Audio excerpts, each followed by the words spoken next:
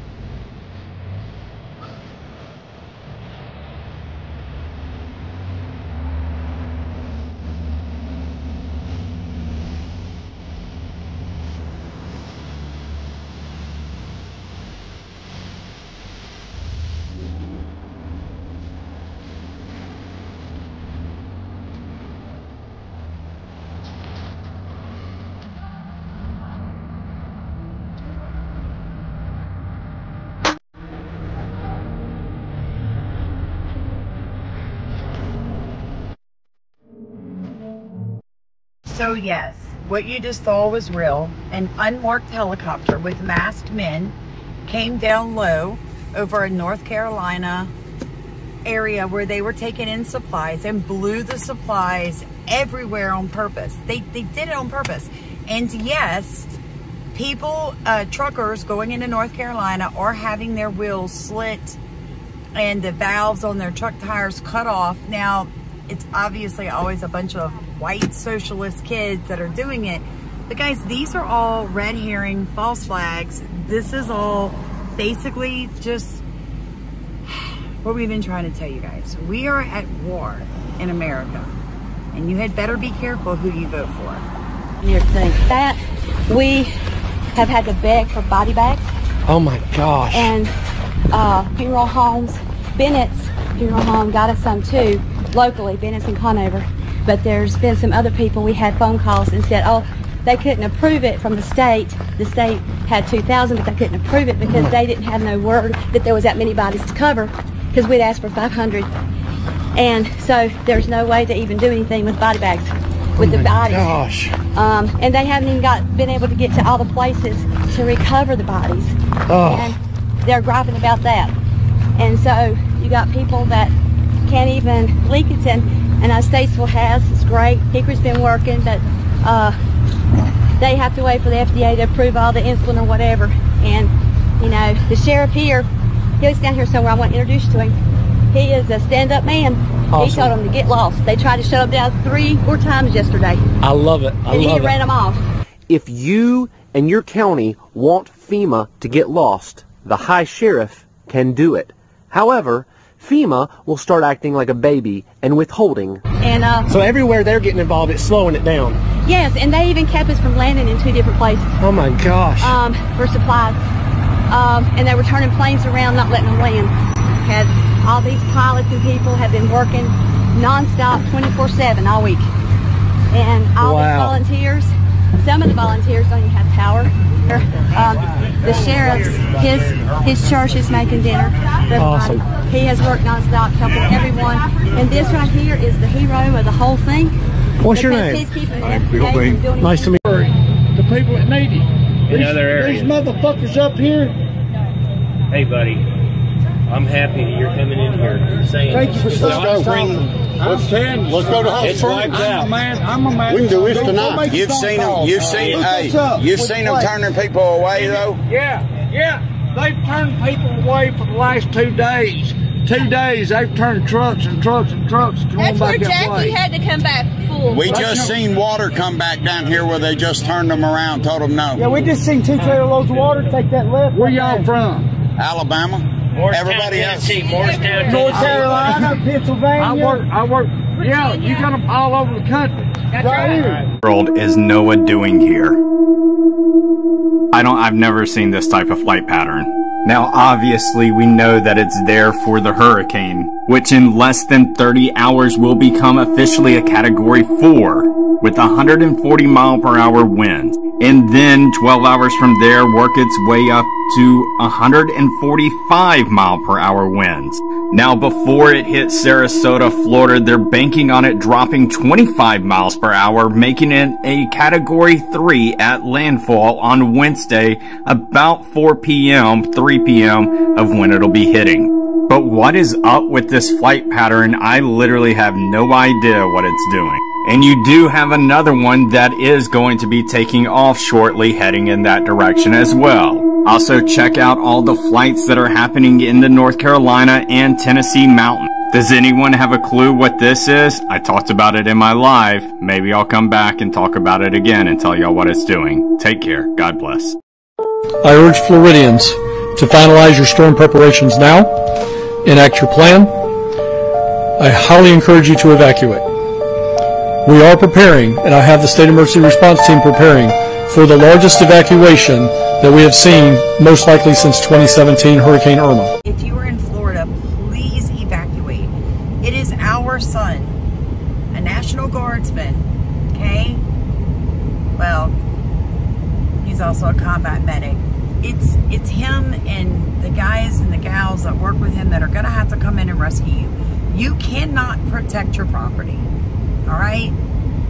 We all know, I've shown you guys some of the evidence. It's fixing to get deeper, so I ask you to finish watching this video all the way through. Look at the evidence that I'm fixing to provide you, that this is not a normal hurricane, not where it started. It formed in the wrong place, folks. Hurricanes come in from the Atlantic into the Gulf, okay? They rarely form out where this one started and then shoot directly across, encompassing the entirety of Florida in its path. They are cloud seeding it so heavy right now. It's unreal. This thing is not going to be a joke.